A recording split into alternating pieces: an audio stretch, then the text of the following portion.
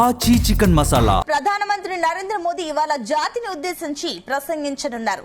రాత్రి 8:30 ఆయన దేశ ప్రజలకు సందేశం ఇవ్వనున్నారు. పార్లమెంట్ లో రాజ్యాంగ సవరణ బిల్లు వీగిపోయిన నేపథ్యంలో ప్రధాని మోదీ ఏం మాట్లాడతారన్నది ఆసక్తికరంగా మారింది. గతంలో జాతిని ఉద్దేశించి మోదీ ప్రసంగించిన సమయంలోనే కీలక ప్రకటనలు వచ్చాయి. పెద్ద నోట్ల రద్దు కూడా ఇలానే ప్రకటించారు. కోవిడ్ లాక్డౌన్ సమయంలోనే మోదీని జాతి ఉద్దేశించి ప్రసంగించారు. మహిళా రిజర్వేషన్లపై ప్రధాని నరేంద్ర మోదీ కీలక ప్రకటన చేస్తారని తెలుస్తోంది.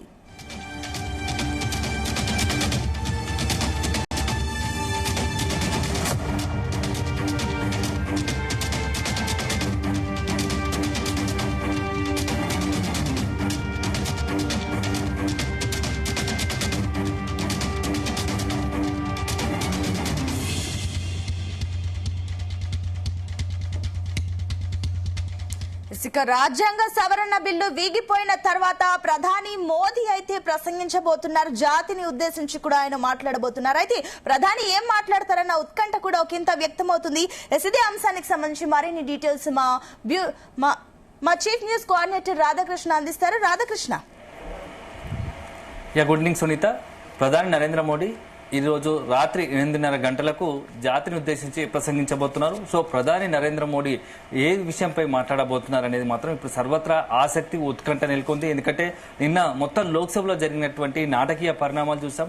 సో చారిత్రాత్మకమైన అత్యంత కీలకమైనటువంటి మహిళలకు 33% రిజర్వేషన్ చట్టసభలో కల్పించాలని అత్యంత ప్రతిష్టాత్మకంగా తీసుకొని కేంద్రం నిన్న లోక్సభలో ప్రవేశపెట్టింది. సో ఓటింగ్ లో ఆ బిల్లు వీగిపోవడంతో మొత్తం దేశవ్యాప్తంగా ఒక సంచలనంగా మారింది. ఎందుకంటే అన్ని రాజకీయ పార్టీలు కూడా ఈ యొక్క మహిళలకు సంబంధించిన రిజర్వేషన్ బిల్లును యాక్సెప్ట్ చేస్తారు. సో బిల్లుకు ఎలాంటి ఇబ్బంది లేదు, సజావుగా బిల్లు పాస్ అవుతుందని చెప్పేసి మొదట కేంద్రం భావించింది. సో నిన్న 2-3 రోజులుగా జరుగుతున్న పరిణామాలు ఎప్పుడైతే మహిళా రిజర్వేషన్ బిల్లును అదే సందర్భంలో డీలిమిటేషన్ ఈ 2 బిల్లులను పెట్టి ఒకేసారి పెట్టడంతో మొత్తంగా కూడా కొంత క్లమ్జీగా మారి మొత్తం వ్యవహారం అంతా కూడా పీఠముడు చిక్కుముడిగా మారింది. ఈ నేపథ్యంలో మహిళా రిజర్వేషన్ బిల్లు నిన్న ఓటింగ్ లో వీగిపోవడంతో మొత్తం రాజకీయంగా కూడా కొంత సంచలనంగా మారింది.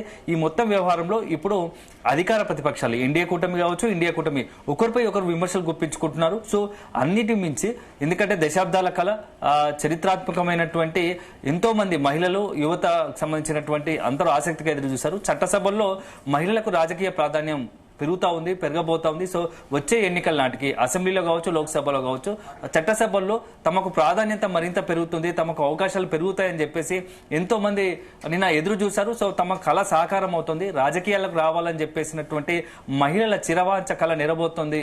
సో కళ నెరవేరబోతుందని అనుకున్న క్రమంలో ఒక్కసారిగా నిన్న వారికి సంబంధించి ఒక ఎదురు దెబ్బ తగిలింది అనుకోవచ్చు, షాక్ తగిలిందని చెప్పుకోవచ్చు. ఎందుకంటే 33% రిజర్వేషన్ అమలు అయితే ఎక్కడైనా సరే 100%లో దాదాపు 33 సీట్లు, 100లో 33 సీట్లు మహిళలకు కేటాయించబడతాయి. సో ఎక్కువ మంది అంటే ఇప్పుడు ఉన్న వాటికంటే సంఖ్య చట్టసభల్లో మహిళల సంఖ్య పెరుగుతుంది, ప్రాతినిధ్యం పెరుగుతుంది. ఎందుకంటే సహజంగానే మహిళలకు చాలా ప్రాధాన్యత ఉంది. ఏ వ్యవహారాన్ని అన్నిట్లలో చక్కబెడతారు అనేది కూడా ఒక నానుడి ఉంది. ఎందుకంటే వంటిల్లు కావచ్చు, ఇంట్లోనే మొత్తం వ్యవహారాలు చక్కబెట్టేటువంటి ఒక నారీమణులు మొత్తం దేశాన్ని మరింత ప్రగతి పథంలో సంబంధించి రాజకీయాల్లోకి వచ్చి కూడా చట్టసభల్లో ఉండి ప్రజల సమస్యలకు, అదేవిధంగా ముఖ్యంగా మహిళల సమస్యలు, మహిళ యొక్క సమస్యలకు పరిష్కారాలు కనుగొనేందుకు ఒక వేదికలుగా చట్టసభల్లో ప్రాతినిధ్యం పెరుగుతుందని చెప్పేసి అనుకున్నారు. కానీ నిన్నటితో అంతా కూడా ఒక్కసారిగా నిన్న జరిగినటువంటి పరిణామాలు చట్టసభకు సంబంధించినటువంటి మహిళలకు సంబంధించిన 33% రిజర్వేషన్ కల్పించడానికి సంబంధించిన ఓటింగ్ వీగిపోవడంతో మొత్తంగా కూడా చాలా ఒక రకమైన డిసప్పాయింట్ ఉంది. సో అన్ని పార్టీలకు సంబంధించి ముఖ్యంగా పార్టీలకు అతీతంగా కూడా మహిళల్లో కొంత ఒక నిర్లిప్తత అనవచ్చు, ఒక అసంతృప్తి కానవచ్చు, ఒక ఆగ్రహం అనేది మాత్రం ఖచ్చితంగా ఉంది. సో ఈ నేపథ్యంలో నెక్స్ట్ తదుపరి ఏం జరగబోతుంది అనేది చాలా ఆసక్తికరంగా మారింది. ఇప్పటికైతే నిన్న నుంచి చూస్తున్నాము. నిన్న ఎప్పుడైతే ఈ యొక్క బిల్లు వీగిపోయిందో అప్పటి నుంచే వెంటనే బీజేపీకి సంబంధించినటువంటి ఎన్డీఏ సంబంధించినటువంటి ఎంపీలంతా కూడా పార్లమెంట్ సమావేశాలు ఓటింగ్ తర్వాత బయటకు వచ్చి ప్లకార్డులతో నిరసన వ్యక్తం చేశారు. సో మహిళల బిల్లులకు సంబంధించి రిజర్వేషన్ బిల్లును మొత్తంగా కూడా ఆమోదించడంలో ప్రతిపక్షాలు పూర్తి స్థాయిలో మహిళలకు అవమానం జరిగేలా వ్యవహరించారు. మహిళలకు 33 రిజర్వేషన్లు అమలు చేయడంలో ఈ యొక్క ఇండియా కూటమికి సంబంధించి ప్రతిపక్ష పార్టీలు పూర్తి స్థాయిలో మహిళపై గౌరవం లేకుండా ఆ బిల్లును వీగిపోయేలా చేశారని చెప్పేసి ఎన్డీఏ కూటమి అధికార పార్టీకి సంబంధించినటువంటి ఎంపీలంతా కూడా ఇటు ప్రతిపక్ష పార్టీని టార్గెట్ చేస్తే, మరోవైపు తెలిసి కేంద్ర ప్రభుత్వం మొత్తం మోడీ సర్కార్ ఈ యొక్క మహిళలను అవమానపరిచేలా డీలిమిటేషన్, అదేవిధంగా మహిళలకు 33% రిజర్వేషన్ బిల్లు ఒకేసారి పెట్టి అసలు మొత్తం వ్యవహారాన్ని అంతా పక్కదోవ పట్టించేలా, అంటే మహిళలపై కేంద్ర ప్రభుత్వానికి మోడీ సర్కార్ కు చిత్తశుద్ధి లేదు. సో 33% రిజర్వేషన్ అమలు చేయాలని చిత్తశుద్ధి మోడీ ప్రభుత్వానికి లేదు. అందుకోసమే ఇట్లాంటి పరిస్థితి వచ్చింది. సో బిల్లును ఆమోదించకపోవడంలో, సో బిల్లుకు సంబంధించి కొన్ని పొరపాట్లున్నాయి. బిల్లుకు సంబంధించి ఆమోదింప చేసుకోవడంలో కేంద్రం పూర్తిగా విఫలమైంది. దాని అంతటి కారణం మహిళపై సరైన చిత్తశుద్ధి లేదు. మహిళల సమస్యలపైన కావచ్చు, మహిళా రిజర్వేషన్లపైన కేంద్ర ప్రభుత్వానికి చిత్తశుద్ధి లేదని చెప్పేసి ప్రతిపక్షాలు ఆరోపిస్తున్నాయి. ఈ నేపథ్యంలో మొత్తం వ్యవహారం రోజు రోజుకు రాజకీయంగా నిన్న నుంచి కూడా రాజకీయ వేడిని రేగిస్తున్నాయి. సో దేశవ్యాప్తంగా పలు చోట్ల ఇటు కాంగ్రెస్ ఇండియా కూటమికి సంబంధించి కావచ్చు, అదేవిధంగా ఇటు ఎన్డీఏ కూటమికి సంబంధించిన పార్టీలు పోటాపోటీగా ఒకరిపై ఒకరు ఆరోపణలు విమర్శలు చేసుకుంటూ నిరసన కార్యక్రమాలు చేపట్టిన పరిస్థితుంది. సో ఈ అంశం ఒక పక్కన పెడితే, ఇక ఈ మొత్తం నిన్న నుంచి జరుగుతున్న పరిణామాల నేపథ్యంలో ఇప్పుడు తాజాగా ప్రధాని నరేంద్ర మోడీ ఈ రోజు రాత్రి మొత్తం యావత్ దేశాన్ని ఉద్దేశించి ప్రసంగించబోతున్నారు. సో ఈ ప్రసంగంలో మోడీ ఏం చెప్పబోతున్నారు అనేది చాలా ఆసక్తిగా మారింది. ఎందుకంటే నేను అన్నిటికీ మించి ఈ రోజు మాట్లాడే దాంట్లో ఖచ్చితంగా మహిళలకు 33% రిజర్వేషన్ అంశం పైనే బిల్లు వీగిపోవడం పైన స్పందించే అవకాశం ఉంది. సో తదుపరి ఎలా ఉండబోతోంది మహిళల విషయంలో, చట్టసభలో మహిళలకు రిజర్వేషన్ అంశంలో కేంద్ర సర్కార్ అడుగులు ఎటు ఉండబోతున్నాయి, ఎటువైపు ఉండబోతున్నాయి అనే దానిపైన స్పష్టత ఇచ్చే అవకాశం కనబడుతుంది. సో ఇక చాలా అరుదైన సందర్భాల్లో మాత్రమే నరేంద్ర మోడీ ఇట్లా మొత్తం యావత్ భారతదేశాన్ని జాతిని ఉద్దేశించిన ప్రసంగించిన పరిస్థితులు ఉన్నాయి. సో గతంలో చూసాం మనము కరోనా టైంలో, లాక్డౌన్ సమయంలో కావచ్చు, అదేవిధంగా నోట్ల రద్దుకు సంబంధించినటువంటి సమయంలో కావచ్చు, ఇట్లాంటి చాలా కీలకమైనటువంటి సందర్భాల్లో మాత్రమే, వేల మీద పెట్టేటువంటి సందర్భాలు లెక్కబెట్టే సందర్భాల్లో మాత్రం అత్యంత చాలా ప్రాధాన్యతమైన కీలకమైనటువంటి సంచలనమైనటువంటి నిర్ణయాలు తీసుకుంటున్న సమయంలోనే నరేంద్ర మోడీ యావత్ భారత జాతిని ఉద్దేశించి ప్రసంగించిన పరిస్థితి ఉంది. సో ఈ నేపథ్యంలో ఈ రోజు కూడా రాత్రి నరేంద్ర మోడీ ఏం మాట్లాడబోతున్నారు అనేది ఇప్పటికే, ఎప్పుడైతే నరేంద్ర మోడీ సాయంత్రం మాట్లాడుతున్నారు అనే ఒక వార్త బయటకు వెలువడిందో అప్పటి నుంచి కూడా అంతటా ఒక చర్చ జరుగుతోంది. అసలు నరేంద్ర మోడీ ఏం మాట్లాడబోతున్నారు, ప్రధాని ఎవరిని ఉద్దేశించి మాట్లాడబోతున్నారు, మహిళా రిజర్వేషన్ మొత్తంలో వ్యవహారంలో ఒక వైపు నిన్నటి జరిగిన పరిణామాలు, సో రాజకీయంగా రకరకాల ప్రచారాలు జరుగుతున్న నేపథ్యంలో అసలు కేంద్ర ప్రభుత్వం ఉద్దేశం ఏంటి, కేంద్ర ప్రభుత్వం తదుపరి ఏం చేయబోతోంది, సో ఇవన్నీ వ్యవహారాలపైన కూలంకషంగా ఈ రోజు మొత్తం యావత్ జాతికి కూడా కొంత స్పష్టమైన ఒక ప్రకటన విడుదల చేసే అవకాశం కనబడుతోంది. ఎందుకంటే ఇది ఒక రాజకీయ కారణంతో వీగిపోయిందా, లేకుంటే నిజంగానే ఈ మహిళలకు 33% రిజర్వేషన్ అమలు చేయడంలో కేంద్రం ఎక్కడైనా పొరపాటు జరిగిందా అనే అనేకమైనటువంటి ఆరోపణలు, విమర్శలు వస్తున్న నేపథ్యంలో వీటన్నిటి కూడా ఈ రోజు ప్రధాని దానికి సంబంధించి ఒక స్పష్టత, ఒక ప్రకటన ఇచ్చే అవకాశం కనబడుతుంది. అదే సందర్భంలో ఏదైతే ప్రతిపక్షాలు చేస్తున్న విమర్శలు ఉన్నాయో ఆ ప్రతిపక్షాల విమర్శలన్నిటికీ కూడా ఒక రకంగా తిప్పికొట్టే అవకాశం కూడా ఉందని తెలుస్తా ఉంది. ఎందుకంటే తాము అనుకున్నట్టు చిత్తశుద్ధితో ఉన్నాం కాబట్టి నిన్న ఏదైతే ఎన్డీఏ పక్షాలంతా కూడా ఒకే తాటిపై నిలిచి మొత్తంగా బిల్లుకు అనుకూలంగా మేము వేశాము. కానీ ప్రతిపక్షాలు ఉన్నటువంటి ఇండియా కూటమిలోని వాళ్ళు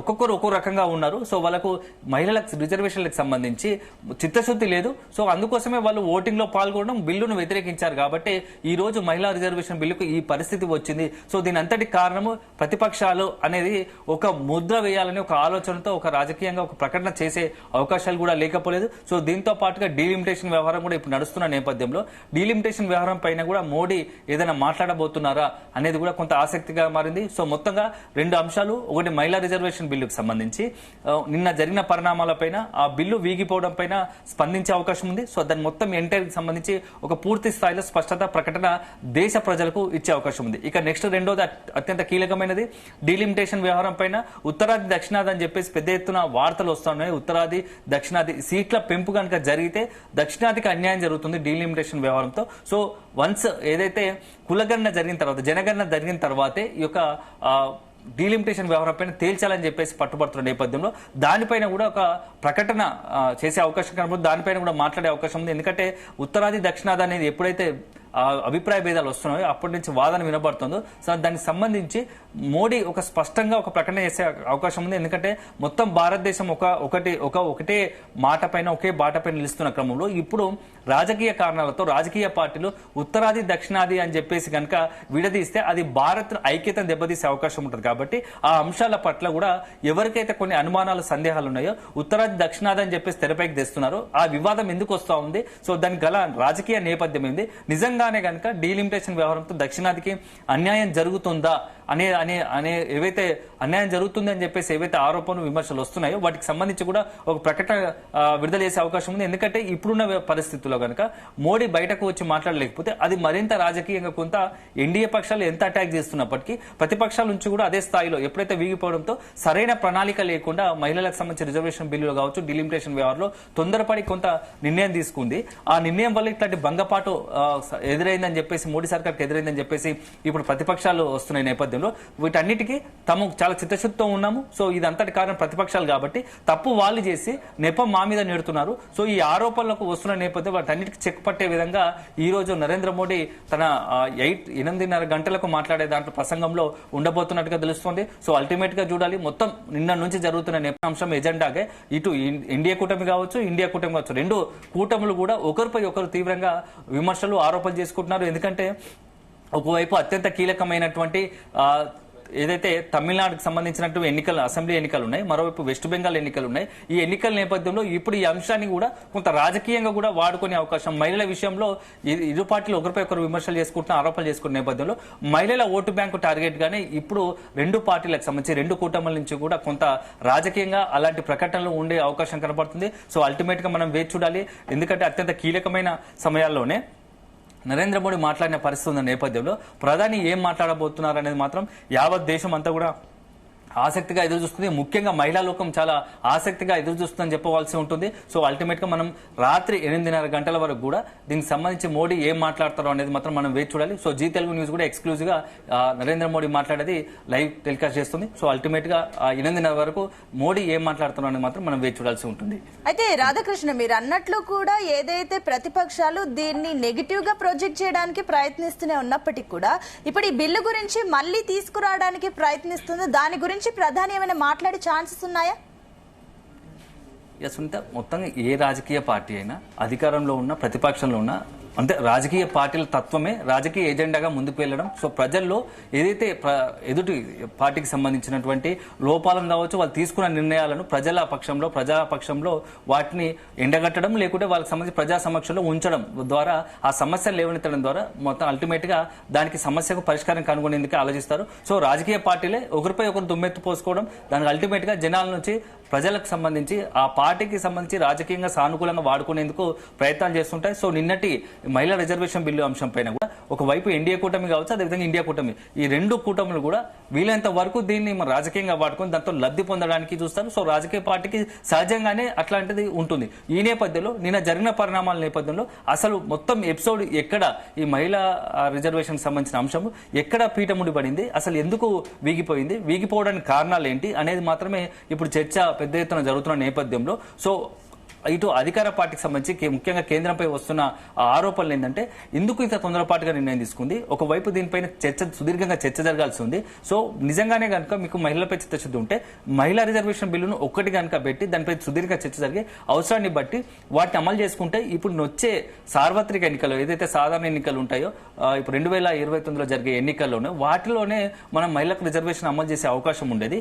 కానీ ఎప్పుడైతే ఈ యొక్క మహిళా రిజర్వేషన్ కు అదేవిధంగా ఇటు డీలిమిటేషన్ వ్యవహారానికి రెండింటికి పొత్తు కలపడంతోనే ఈ పరిస్థితి వచ్చిందనేది ఇటు ప్రతిపక్షాల వాదన. ఈ నేపథ్యంలోనే దీనికి సంబంధించి ఇప్పుడు అధికార పక్షం నుంచి కావచ్చు, ప్రధాని నరేంద్ర మోడీ నుంచి కూడా మొత్తం ప్రజలకు వివరించే అవకాశం కనబడతా ఉంది. సో ఇదిలో రాజకీయ ప్రయోజనాలు ఎవరు చూస్తున్నారు, దీన్ని మేము అల్టిమేట్ గా మేము గతంలో నుంచి ఇప్పటి వరకు మేము తీసుకున్న నిర్ణయాలన్నీ కూడా దేశ ప్రజల కోసం, జాతికి సంబంధించి మంచి జరగాలి, భరత జాతికి మంచి జరగాలని తీసుకున్న ప్రతి ఒక్క నిర్ణయం కూడా ప్రజల కోసమే తీసుకున్న నిర్ణయం. అందులో ఎలాంటి రాజకీయాలు లేవు, శశభిషాలు లేవు. కానీ ఇప్పుడు కూడా మహిళా రిజర్వేషన్ మహిళల కోసమే తీసుకున్న నిర్ణయం అయినప్పటికీ ప్రతిపక్షాలు కొంత రాజకీయ కారణం చూపి ఇతరత్ర కారణాలు చూపి మహిళలకు అన్యాయం జరిగేలా చూశారు అనేది ఇటు ఎన్డీఏ కూటమి వాదన.